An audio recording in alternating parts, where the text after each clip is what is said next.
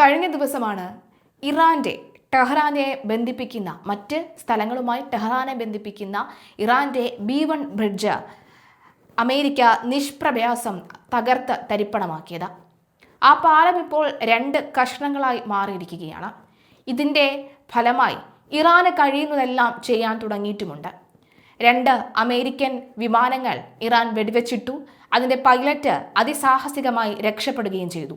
എവിടെയാണ് പൈലറ്റ് നിലവിലുള്ളത് എന്ന് ആർക്കും തന്നെ അറിയാത്തൊരു സാഹചര്യം. പക്ഷെ അപ്പോഴും ഇപ്പോൾ നമ്മുടെ അമേരിക്കയെ മാത്രമല്ല ഇറാൻ ലക്ഷ്യമിടുന്നത്. ഇറാന്റെ ലക്ഷ്യ സ്ഥാനങ്ങൾ ഏതൊക്കെയാണ്, ഇറാന്റെ ഹിറ്റ് ലിസ്റ്റ് ഏതൊക്കെയാണ് എന്ന തരത്തിലുള്ള വാർത്തകൾ പുറത്തു വരുമ്പോൾ അക്ഷരാർത്ഥത്തിൽ ഞെട്ടുകയാണ്. ഗൾഫ് രാജ്യങ്ങളിലെ 8 പാലങ്ങൾ തകർക്കുമെന്നാണ് ഇറാന്റെ മുന്നറിയിപ്പ് വരുന്നത്. വടക്കൻ നഗരമായ കരാജിലെ അടിസ്ഥാന സൗകര്യങ്ങൾ തകർത്ത US ഇസ്രായേൽ സേന നടത്തിയ ആക്രമണത്തിന് തിരിച്ചടിയായി ആക്രമിക്കുമെന്നാണ് IRGC മുന്നറിയിപ്പ് നൽകുന്നത്. ഗൾഫിലെയും ജോർദാനിലെയും പ്രധാന പാലങ്ങൾ IRGCയുടെ ഹിറ്റ് ലിസ്റ്റിലുണ്ട് എന്ന് ഫ്രാൻസ് ന്യൂസ് ഏജൻസി റിപ്പോർട്ട് ചെയ്തു. കുവൈറ്റിലെ Sheikh Jaber Al Ahmad Al Sabah കടൽപ്പാലം, UAEയിലെ അൽ മക്ത പാലവും ഷെയ്ഖ് ഖലീഫ പാലവും, സൗദി അറേബ്യയിലുള്ള ബഹ്റൈനുമായി ബന്ധിപ്പിക്കുന്ന കിങ് ഫഹദ് കോസ്വേ, ജോർദാനിലെ കിങ് ഹുസൈൻ പാലം, ഡാമിയ പാലം, അബ്ഡൌൺ പാലം എന്നിവയാണ് IRGC ലക്ഷ്യമിടുന്നത്. വ്യാഴാഴ്ച ഇറാനിലെ ഏറ്റവും ഉയരം കൂടിയ B1 പാലത്തിന് നേരെയുണ്ടായ ആക്രമണത്തിൽ പാലം ഭാഗികമായി തകർന്നിരുന്നു. 136 മീറ്റർ ഉയരമുള്ള നിർമ്മാണത്തിലിരുന്ന പാലത്തിന് നേരെയാണ് ആക്രമണം ഉണ്ടായത്. ഇറാൻ തലസ്ഥാനമായ ടെഹ്റാനെ പടിഞ്ഞാറൻ നഗരമായ കരാജുമായി ബന്ധിപ്പിക്കുകയാണ് പാലത്തിന്റെ ലക്ഷ്യം. ഇറാനെ ശിലായുഗത്തിലേക്ക് ബോംബെറിഞ്ഞ് തിരിച്ചയക്കുമെന്ന് US പ്രസിഡന്റ് ട്രംപ് മുന്നറിയിപ്പ് നൽകിയതിനു പിന്നാലെയായിരുന്നു ഈ അറ്റാക്ക്. സംഭവത്തിൽ 8 പേർ കൊല്ലപ്പെടുകയും 95 പേർക്ക് പരിക്കേൽക്കുകയും ചെയ്തു എന്നാണ് റിപ്പോർട്ട് പറയുന്നത്. ഗൾഫ് രാജ്യങ്ങളിൽ ഇറാനിൽ നിന്നും ആക്രമണം തുടരുകയാണ്. കുവൈറ്റിലെ ജലശുചീകരണ പ്ലാന്റും എണ്ണ ശുചീകരണശാലയും ഇറാൻ ആക്രമിച്ചു. UAEയിലെ ഗ്യാസ് പ്ലാന്റും വെള്ളിയാഴ്ച രാവിലെ ഇറാൻ ലക്ഷ്യമിട്ടിരുന്നു. ഇറാനിലെ വൈദ്യുത നിലയങ്ങൾ ആക്രമിക്കുമെന്ന US ഭീഷണി തുടർന്നാൽ പ്രാദേശിക ഊർജോൽപാദക കേന്ദ്രങ്ങളെയും US ഓഹരി ഉടമകളെയും കമ്പനികളെയും ആക്രമിക്കുമെന്ന് ഇറാൻ സൈനിക വക്താവ് മുന്നറിയിപ്പ് നൽകി. അതേസമയം പശ്ചിമേഷ്യൻ യുദ്ധഭൂമിയിൽ നിന്ന് ഇപ്പോൾ പുറത്തുവരുന്ന വാർത്തകൾ അമേരിക്കൻ ഭരണകൂടത്തെയും ജനതയെയും ഒരുപോലെ ഭയപ്പെടുത്തുന്നതാണ്. ദക്ഷിണ ഇറാനിൽ തകർന്നു വീണ അമേരിക്കൻ F-15 യുദ്ധവിമാനത്തിലെ പൈലറ്റിനായുള്ള തെരച്ചിൽ തുടരുമ്പോൾ ലോകം ഉറ്റുനോക്കുന്നത് 1979 ആ പഴയ ഹോസ്റ്റേജ് ക്രൈസിസ് ആണ്. അത് ആവാതിരുന്നാൽ മതി എന്നാണ് പ്രാർത്ഥന. അന്ന് 444 ദിവസം അമേരിക്കൻ നയതന്ത്രജ്ഞരെ ഇറാൻ തടവിലാക്കിയപ്പോൾ ലോകരാജ്യങ്ങൾക്ക് മുന്നിൽ അമേരിക്കയുടെ തല താഴ്ന്നു പോയിരുന്നു. സമാനമായ ഒരു സാഹചര്യം വീണ്ടും ഉരുത്തിരിഞ്ഞു വരുമെന്ന സംശയമാണ് ഉയരുന്നത്.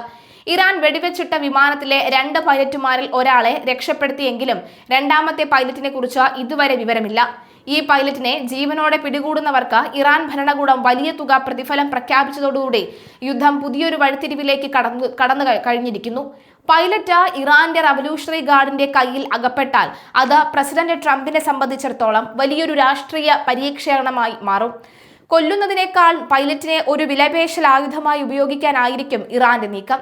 ഇറാൻ ഭരണകൂടത്തിന്റെ മനഃശാസ്ത്രം കൃത്യമായി അറിയുന്നവർ പറയുന്നത് അവർ ഒരിക്കലും ആത്മഹത്യാപരമായ നീക്കങ്ങൾ നടത്തില്ല എന്നാണ്. പകരം ഓരോ നീക്കവും കൃത്യമായ ലാഭനഷ്ടങ്ങൾ കണക്കുകൂട്ടിയായിരിക്കുമെന്ന്.